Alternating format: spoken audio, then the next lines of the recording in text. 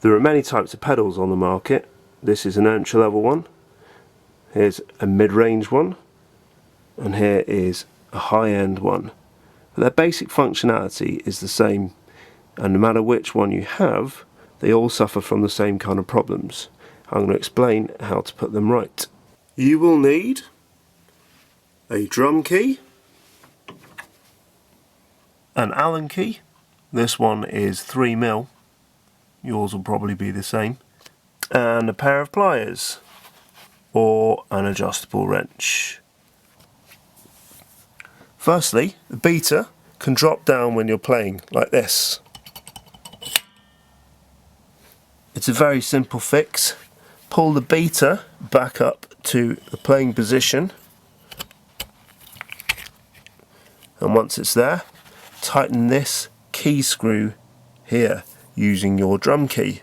Remember, righty tighty, lefty loosey. Once it's locked, then you're all good.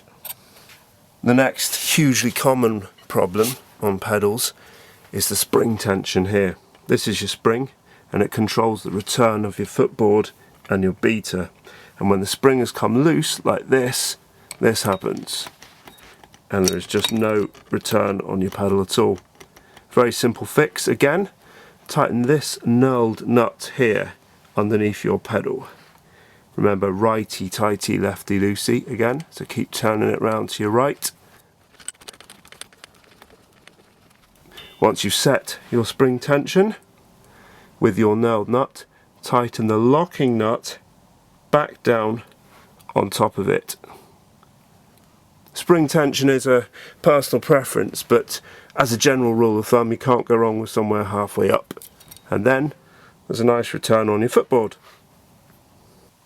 A slightly less common issue, but one that will affect how it plays, is the angle of attack from the beater to the drum head. It can quite often be too far back, like this, and it can also be too far forward, like that, which is useless.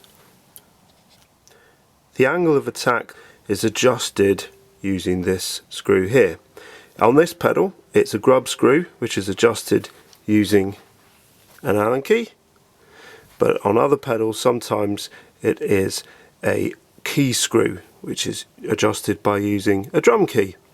To set the angle of attack, loosen off the grub screw on the top of here with your Allen key or drum key. That's turning it to your left, and then hold the beater with your other hand and pull it back.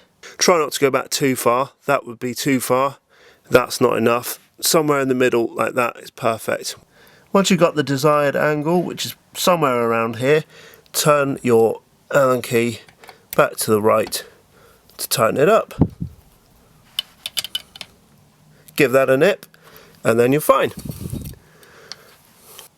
If you have one of the more basic pedals like these here, which has one strap underneath connecting the heel plate to the frame, unlike the Yamaha one which has two rails, or the DW that has a whole foot plate underneath, you'll find that this rail often becomes disconnected, and if it is, it flops about like this and the footboard doesn't have any purchase to make a decent hit. So make sure that you connect that little pin underneath the foot plate into the hole on the frame, and then when you screw this nut back down, it screws that tight and it screws the clamp onto the hoop of your drum. If you find that the beater comes loose on the cheaper pedals, it's quite often this mechanism has come loose and it's simply a grub screw in there. Again, get your Allen key, put it in there, tighten that back up, and that will become firm again and there shouldn't be any movement. So once you've set your pedal to how you want it, I'll show you how you connect it back on to your bass drum. Start off by making sure that your bass drum spurs are angled out from your bass drum. You can see how this leg, this spur, is angled slightly away from the drum, and its matching spur on the other side is doing exactly the same. If you're not sure how to adjust those, it's this wing nut here that will allow you to adjust these legs. When you set the height of the bass drum spurs using this key screw here and your drum key, you should be leaving just enough gap to get your hand underneath the bass drum like that. So we're back round on the batter head side of the bass drum now, which is the side that you hit with the pedal. To connect the pedal back onto the drum, you need to back off this wing nut here underneath your pedal, and once it's loose, the teeth of this clamp will also be open.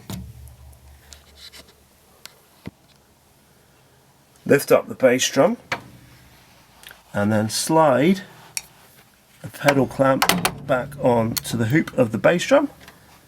Once it's there, tighten that wing nut back up so that the clamp tightens down on the bass drum.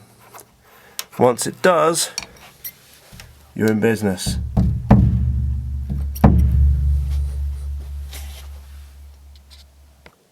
Just a parting thought on the sound that your bass drum is making, or the sound that you're looking to get.